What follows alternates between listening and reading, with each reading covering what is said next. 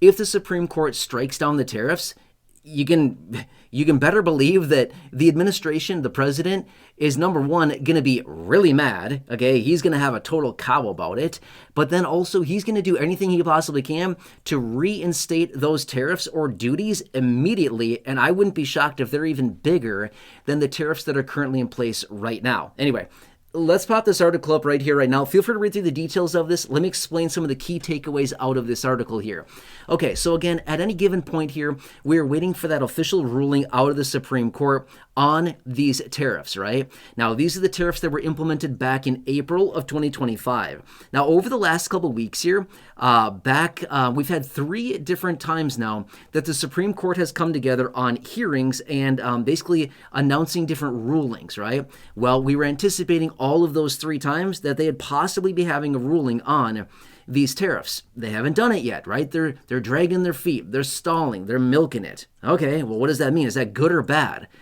Not really sure. Nobody really knows, right? We don't know, but there's speculation that any day now, again, it could be days, it could be weeks, it could still be a few months until we get that ruling. We don't know when it's going to be, right? But we know that it will be coming at some point. But anyway, here's the deal. According to an interview that the White House economic advisor, Kevin Hassett, had back on January 16th, so that was however long ago now, right? A week or 2 ago, whatever. But anyway, when he was out in this interview, he indicated that if the Supreme Court strikes down these tariffs, that the president could implement a 10% tariff immediately to replace a bulk of that income coming back to the United States in the form of those duties, okay?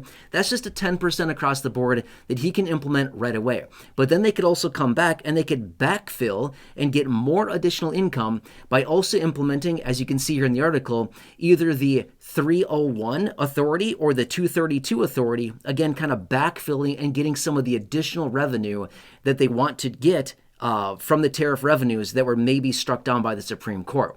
So when it comes down to this ruling out of the Supreme Court, whatever they decide, okay, whatever it happens to be, it's certainly going to cause some chaos.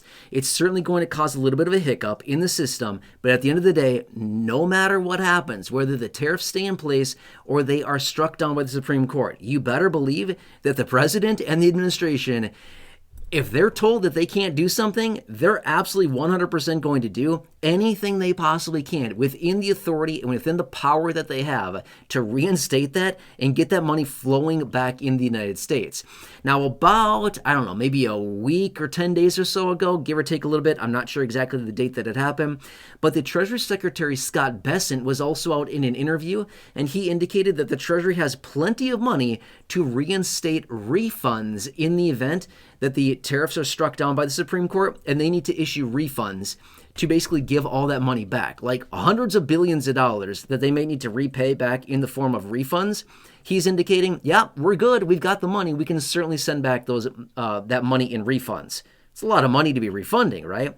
How? How would they do that? Logistically, it seems like a total mess and a nightmare. Not only would it be that, logistically a total nightmare, but could you imagine how long it's going to take to send back hundreds of billions of dollars worth of refunds to all of these different places that are due all this money? Could you imagine that? What a freaking mess. Which is also why we've heard out of other people within the administration that have said, yeah, if the Supreme Court strikes these down, we're not giving refunds. We'll see what happens here. Maybe they give refunds, maybe they don't.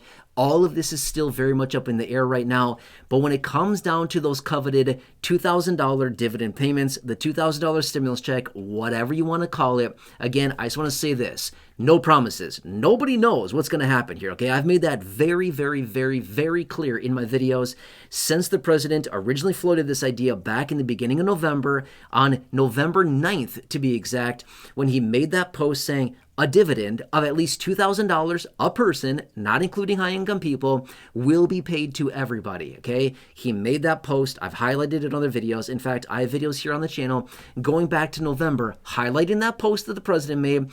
I have all kinds of videos here on the channel highlighting the remarks out of the president since then in video clips, the Treasury Secretary, Scott Bessent, the White House economic advisor, Kevin Hassett, as well as other officials and lawmakers. I have videos of all of them talking right here on the channel. You could scroll back over the last few months here and watch all those videos if you wanted to hear exactly what they have said on this. regardless of what happens, we don't know. That's why I keep saying no promises. We don't know what's going to happen, but the president continues to say, yeah, a little later this year. Okay, I guess we got to take your word for it that this is going to happen. Whatever happens here, the money's still going to be there, apparently, according to what they're saying here, and the president still seems to be very much committed to sending those $2,000 payments out, again, to middle and low income people. Not high income people, not rich people. He's made that very clear. Not rich people, not high income people, middle and low income people. Now, what's the threshold as far as the income goes? We don't know yet. As I film this video, we do not have the official proposal yet. But according to the Treasury Secretary, Scott Bessent, again, back in November, I believe it was November 11th. I have a video here on the channel, by the way, of him talking. You can watch it for yourself and hear exactly what he says. It's from back on November 11th. Go back and check it out if you want to. But he said basically income threshold of $100,000 or less. I, in my personal opinion, think it's going to be less than that. But